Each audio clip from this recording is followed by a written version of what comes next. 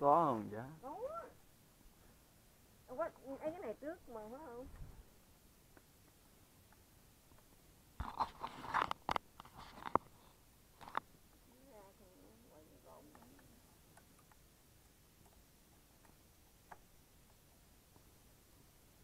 Cầm có đây cầm.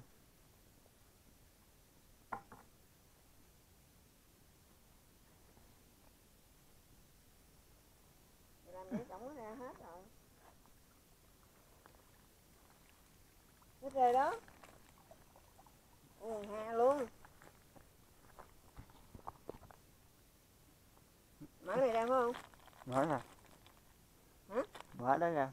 Có ớt không? Không. Ba con bự.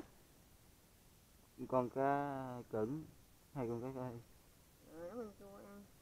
Hồi cá gấp chuối sao cắt được này. Tao có cây chĩa mà không có dao. Rồi. Đi đây để mắc gì đánh chai á. Đây là mận. Đã hơn có một cái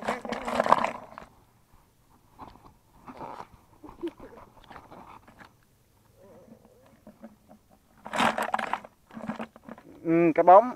rồi phải cái bóng. Lóc bông hả? Cái lóc bà dày.